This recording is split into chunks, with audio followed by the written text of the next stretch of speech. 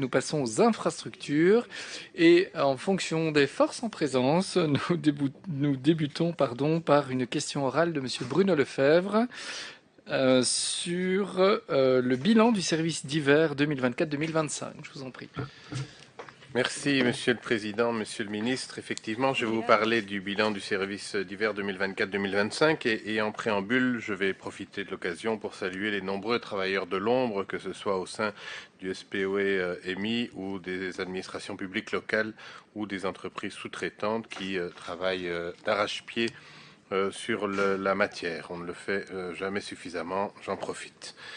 Vous allez peut-être me dire évidemment que c'est particulier d'évoquer le service hiver au milieu du printemps, mais c'est comme ça, officiellement l'hiver du SPOE-EMI va du 15 octobre au 15 avril, et donc c'est le moment des bilans. Peut-on aujourd'hui justement avoir ce bilan global du service hiver 2024-2025? D'un point de vue budgétaire d'abord, quel était le montant prévu pour assurer ce service et ce qui a été réellement dépensé? D'un point de vue opérationnel, comment peut-on juger la qualité du travail presté cette année? Vous avez évoqué à plusieurs reprises des réunions de coordination entre les différents acteurs intervenant en cas d'intempéries. Ces réunions ont-elles eu lieu et quelles en sont les conclusions? Il m'est revenu du terrain que certains districts souffrent d'un manque de matériel. On a évoqué le cas d'un district dans lequel les camions n'avaient pas pu partir parce qu'il était impossible de les charger faute du matériel idoine. C'est un agriculteur qui a dû aller chercher son élévateur pour charger les camions. Cet événement pose la question du matériel et de son entretien. Comment s'assurer qu'au mois d'octobre, tout sera prêt pour affronter le prochain hiver? Merci de votre réponse. Merci, Monsieur le député, Monsieur le ministre, je vous en prie. Merci, Monsieur le député. J'ai interrogé le SPOEMI, et plus particulièrement le centre d'exploitation PEREX, en charge du suivi et de la coordination du service hivernal. Voici les éléments qu'il me communique. Le bilan de la saison hivernale 24-25, donc le suivant.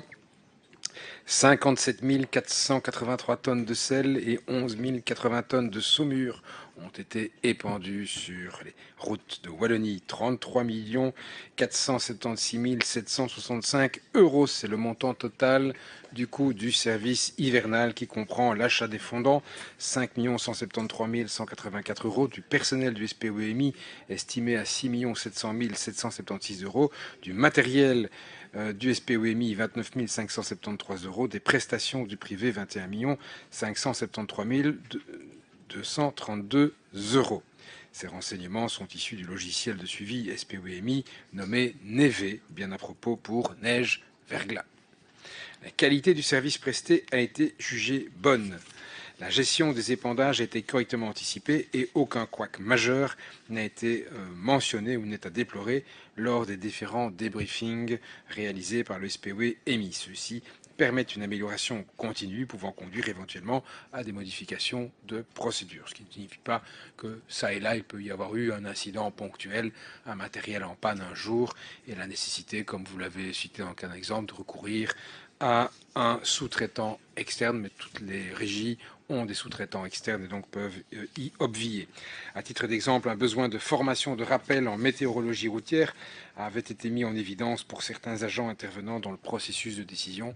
J'ai eu l'occasion moi-même de me rendre sur place, ce qui me permet également à nouveau de remercier les agents du SPOEMI, c'est dans le district de Charleroi, et de voir ô combien les interventions sont les plus ciblées possibles en fonction de la lecture des conditions météo et de la configuration des lieux. Par exemple, lorsque la température approche 0 degré, ce sont d'abord les ponts qui sont les endroits les plus fragiles et les plus risqués en termes de verglas. Concernant le matériel, le SPOEMI met tout en œuvre pour que les districts soient bien équipés et que les collaborateurs soient formés. Les budgets de l'achat de matériel adéquat propre au SPOEMI, depuis la décision de centralisation sous la précédente législature, sont à charge du SPOE Support, lequel relève de ma collègue Jacqueline Galland, comme vous le savez. Les besoins du SPOEMI ont bien été exprimés. Les contrats avec les prestataires reprennent la mise à disposition de matériel nécessaire aux interventions, unités d'épandage, de déneigement et de chargement. Les unités de chargement et de déneigement sont souvent sous-traitées, c'est vrai. Les matériels appartiennent souvent donc à des entreprises agricoles, de génie civil ou d'entretien de jardin. Les contrats établis par le SPOEMI sont reconductibles et l'hiver 2025-2026 sera donc couvert par ces reconductions Voilà le bilan que je peux dresser et que mes remerciements sont encore adressés à l'ensemble des agents du SPOMI, mais également des entreprises qui réalisent ce travail nuitamment pour nous assurer une mobilité la plus sécure possible malgré les conditions météorologiques.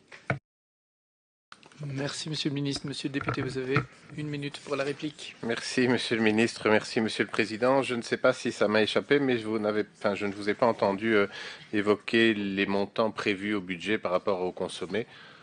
J'ai entendu les consommer et d'ailleurs, il faudra que je relise votre réponse, mais par rapport à ce qui avait été budgété, je ne sais pas si on a dépassé ou si vous ne savez pas non plus, mais donc oui, ça j'imagine bien.